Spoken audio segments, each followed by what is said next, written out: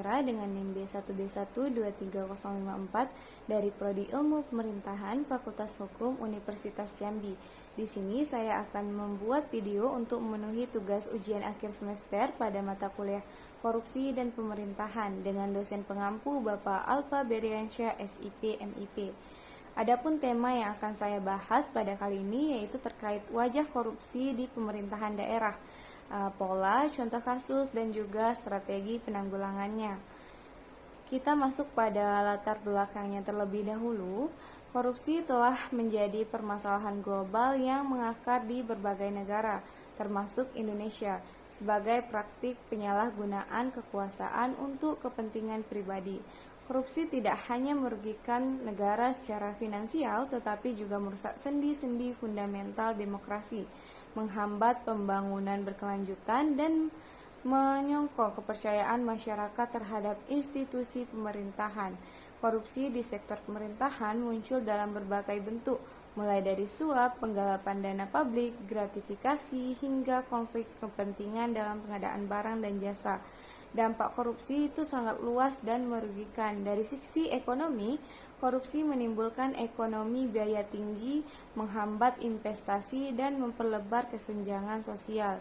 Bank Dunia memperkirakan bahwa negara dengan tingkat korupsi tinggi mengalami pertumbuhan ekonomi 0,5-1% lebih rendah dibandingkan negara dengan level korupsi rendah. Dari sisi sosial politik, korupsi merusak legitimasi pemerintah, mengurangi kualitas pelayanan publik, dan menghambat penegakan hukum yang adil. Upaya memberantas korupsi di Indonesia telah dilakukan melalui berbagai pendekatan, mulai dari pembentukan lembaga khusus seperti KPK, penguatan kerangka hukum anti korupsi, hingga reformasi birokrasi. Namun, berbagai tantangan masih dihadapi, termasuk resistensi dari elit politik, kemampuan adaptasi pelaku korupsi, dan persoalan budaya yang melegitimasi praktik-praktik koruptif. Dapat dirumuskan kebijakan anti korupsi yang lebih efektif serta membangun kesadaran kolektif tentang pentingnya integritas dalam tata kelola pemerintahan. Nah, baik, selanjutnya saya akan membahas 10 pola yang sering terjadi dalam korupsi. Yang pertama yaitu ada kolusi. Kolusi adalah bentuk korupsi yang terjadi melalui kerjasama rahasia antara dua pihak atau lebih, biasanya antara pejabat publik dan juga pihak swasta untuk mendapatkan keuntungan pribadi atau kelompok dengan cara merugikan kepentingan umum. Contohnya seperti kasus pemerintah daerah membuka tender proyek pembangunan jalan desa misalnya senilai 10 miliar, seorang kontraktor yang sebelumnya telah menjalin hubungan dengan kepala dinas X itu sudah diberi bocoran terlebih dahulu, lalu dokumennya dilelang dan disarankan menyesuaikan harga dan persyaratan. Nah, kemudian kontraktor itu dimenangkan padahal kualitas pekerjaannya rendah. Nanti hasilnya uang tersebut dibagi dua, sebagian ke kontraktor dan juga sebagian ke pejabat. Yang kedua yaitu disolusi penyalahgunaan sumber daya publik untuk kepentingan pribadi. Disolusi itu merujuk pada penyalahgunaan aset, dana, atau fasilitas publik untuk kepentingan pribadi atau kelompok tanpa melalui mekanisme yang sah.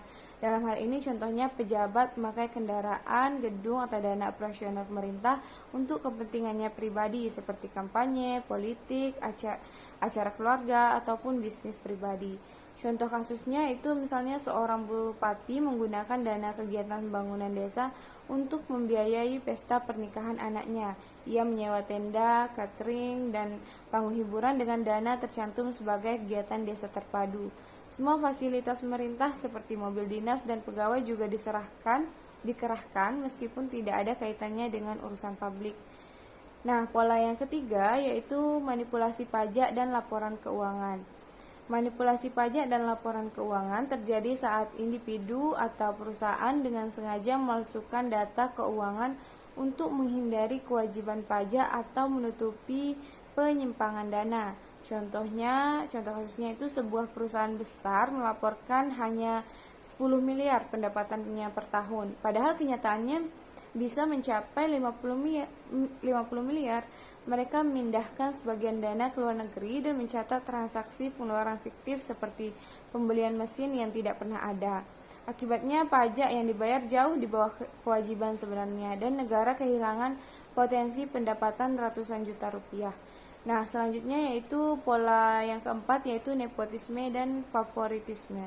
Nepotisme dan favoritisme adalah tindakan memprioritaskan atau memberikan keistimewaan kepada keluarga, teman dekat, atau rekan politik meskipun mereka tidak memenuhi kualifikasi atau prosedur resmi. Contoh kasusnya misalnya seorang kepala dinas melantik keponakannya menjadi kepala subbagian pengadaan. Padahal keponakannya belum cukup pengalaman dan tidak melalui seleksi resmi. Nah, tak lama keponakannya menangkan beberapa proyek pengadaan melalui perusahaannya sendiri. Hal ini menyebabkan perusahaan lain yang lebih banyak dan profesional kalah hanya karena tidak memiliki kedekatan tadi.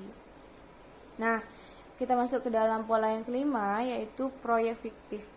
Proyek fiktif adalah kegiatan atau pengadaan yang dilaporkan secara administratif seolah telah dilaksanakan padahal tidak pernah ada dalam kenyataan. Contoh kasusnya misalnya Dinas X melaporkan telah melakukan pelatihan keterampilan menjahit bagi 100 wanita prasejahtera di 3 kecamatan.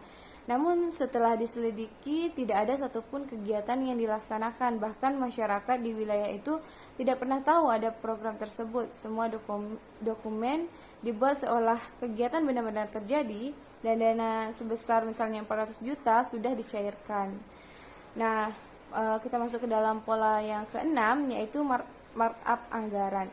Markup anggaran adalah tindakan menggelembungkan nilai anggaran dalam laporan keuangan atau perencanaan proyek sehingga nilai realisasi lebih kecil dari yang tercatat dan sisanya diselewengkan.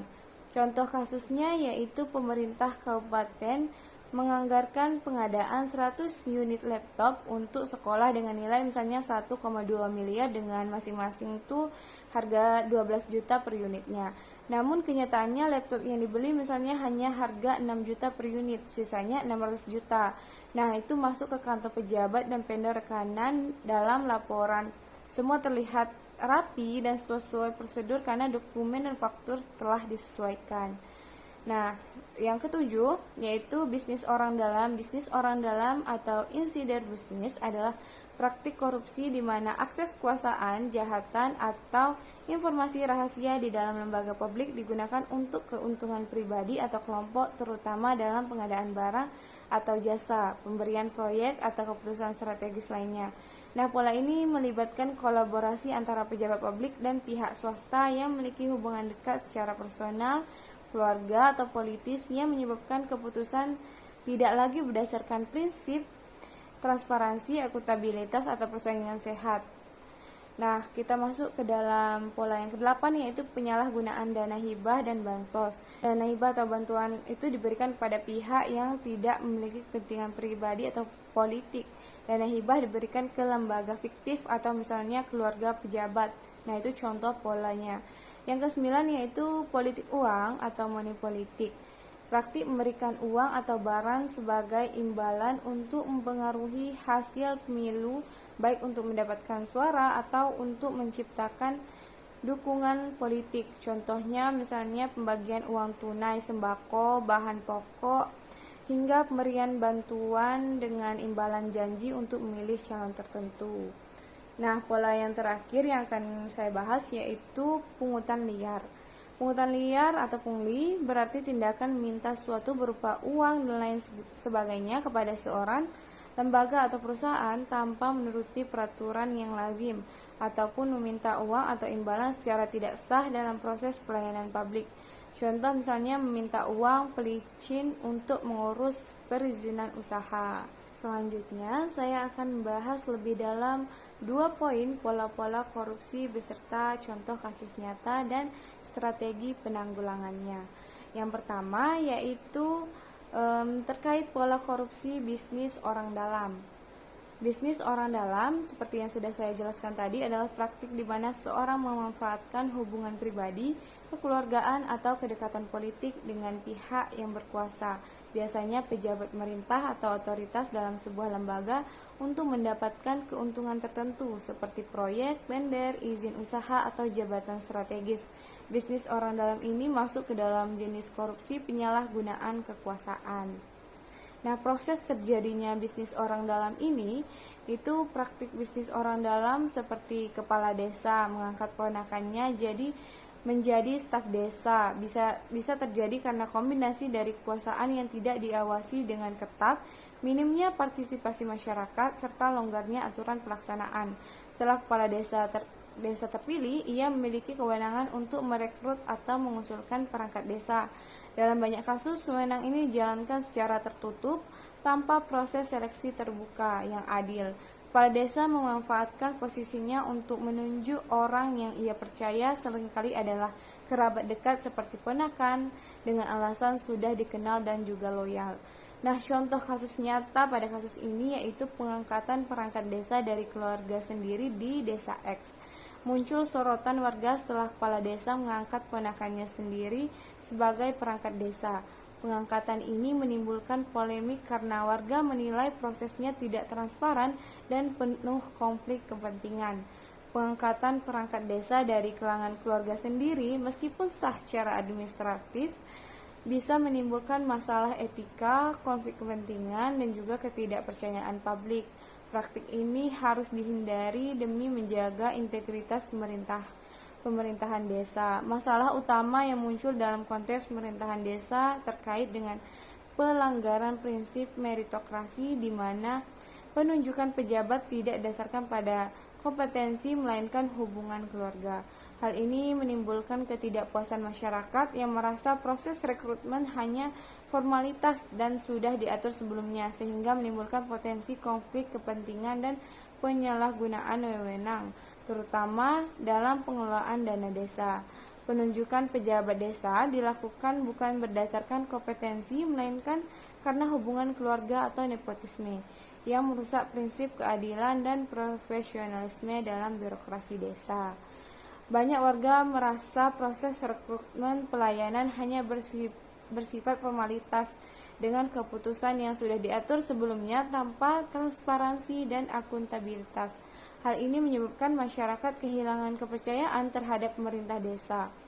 Nepotisme dan kolusi dapat menyebabkan pengelolaan dana desa tidak transparan dan rawan disalahgunakan, yang pada akhirnya merugikan masyarakat luas dan menimbulkan ketidakadilan. Nah, selanjutnya strategi untuk mengatasi korupsi bisnis orang dalam ini itu seperti kepala desa yang mengangkat ponakannya sebagai staf tanpa seleksi yang adil tadi, diperlukan beberapa upaya strategis, yaitu seperti lemahnya pengawasan, rendahnya partisipasi publik, dan celah regulasi. Itu harus dengan yang pertama, yaitu harus ada penguatan regulasi dan pengawasan eksternal. Aturan mengenai rekrutmen perangkat desa sudah ada, tapi implementasinya sering longgar. Pemerintah kabupaten, desa, atau kecamatan harus lebih aktif melakukan pengawasan ketat, terutama saat rekrutmen berlangsung. Tim seleksi seharusnya dibentuk secara independen, bukan dikendalikan oleh kepala desa. Selain itu, perlu dilakukan audit atau evaluasi rutin terhadap proses seleksi dan kinerja perangkat desa. Yang kedua, strateginya itu masyarakat harus dilibatkan dalam proses pengambilan keputusan desa melalui transparansi informasi. Pengumuman lowongan, kriteria seleksi, dan hasil ujian harus dipublikasikan secara terbuka di papan pengumuman desa atau media sosial resmi desa. Jadi ketika proses seleksi dapat diawasi publik, kepala desa akan berpikir dua kali untuk melakukan manipulasi. Yang ketiga, yaitu perlu ada pendidikan politik dan juga etika. Pemerintahan kepada calon kepala desa dan perangkat desa, banyak pelanggaran terjadi bukan hanya karena niat buruk, tetapi juga karena kurang pemahaman tentang etika pemerintahan. Nah, program pelatihan dari pemerintah daerah atau lembaga seperti Kementerian Dalam Negeri dan BPKP atau Badan Pengawasan Keuangan dan Pembangunan dapat berperan penting di sini. Yang keempat yaitu strateginya sanksi tegas harus diterapkan terhadap pelanggaran nepotisme. Jika kepala desa terbukti mengangkat keluarga dekat secara tidak sah, harus ada sanksi administratif seperti pembatalan pengangkatan atau bahkan pemberhentian kepala desa jika terbukti melanggar berat. Penegakan ini akan memberikan efek jera dan menjadi contoh desa lain. Yang kelima yaitu strategi jangka panjangnya adalah penguatan kapasitas Badan Permusyawaratan Desa atau BPD. Sebagai lembaga pengawas desa, BPD itu perlu didorong untuk aktif mengkritisi dan menilai kebijakan kepala desa serta didukung dengan pelatihan dan anggaran yang memadai agar tidak hanya menjadi simbol formalitas. Nah, selanjutnya itu pembahasan terkait pola korupsi money politik. Politik uang atau money politik adalah praktik pemberian uang, barang atau bentuk keuntungan lainnya kepada individu atau kelompok dengan tujuan untuk mempengaruhi keputusan politik khususnya dalam proses pemilihan umum. Praktik ini dilakukan oleh calon anggota legislatif, kepala daerah, atau tim sukses untuk membeli suara rakyat agar mereka dipilih dalam pemilu. Bentuknya bisa berupa uang tunai, bantuan sembako, janji proyek, hingga pembiayaan kegiatan sosial yang kesemuanya bertujuan agar penerima memberikan dukungan politik pada pelaku. Contoh kasusnya misalnya calon pejabat pemerintah di kecamatan X atau tim suksesnya memberikan uang tunai atau barang seperti sembako pemilih menjelang hari pemungutan suara. Bantuan seringkali disamarkan sebagai kegiatan sosial, misalnya sumbangan dalam acara keagamaan atau bantuan bencana. Penyaluran dilakukan melalui perantara seperti tokoh masyarakat, relawan kampanye, atau preman lokal. Pemilih diminta memberikan komitmen dukungan suara atau bahkan bukti telah memilih, misalnya dengan memotret surat suara secara sembunyi. Faktor pendukung money politik adalah kerentanan ekonomi masyarakat membuat warga lebih mudah tergoda dengan bantuan langsung. Budaya lokal yang menganggap pemberian uang sebagai tradisi atau bagian dari ucapan terima kasih, lemahnya penegakan hukum di mana pelaku jarang mendapatkan sanksi tegas atau proses hukum yang berjalan lambat. Dampaknya itu dapat merusak integritas pemilu dan menggeser prinsip demokrasi menjadi transaksi, menghambat pemimpin berkualitas karena suara dibeli bukan berdasarkan visi misi peningkatan ketimpangan, dan memperparah korupsi setelah kandidat terpilih merasa perlu balik modal. Nah, strategi untuk mengatasi korupsi money politik yaitu penanggulangannya yaitu melalui meningkatkan jumlah dan kualitas pengawas pemilu berbasis komunitas, membangun tim relawan lokal yang berasal dari desa atau kelurahan, menjalin kerjasama dengan tokoh agama dan adat sebagai agen moral yang disegani. Strategi sistem pelaporan anonim dan juga digital. Tujuannya yaitu memberikan saluran pelaporan yang aman, cepat, dan terpercaya melalui sosialisasi dan pelatihan penggunaan aplikasi laporan digital, misalnya pelaporan lewat website atau WhatsApp bot. Perlindungan identitas pelapor termasuk bantuan hukum jika diperlukan, lalu ditindaklanjut cepat oleh Bawaslu terhadap setiap laporan yang masuk untuk menumbuhkan kepercayaan publik. Yang ketiga yaitu strategi edukasi dan transformasi budaya politik.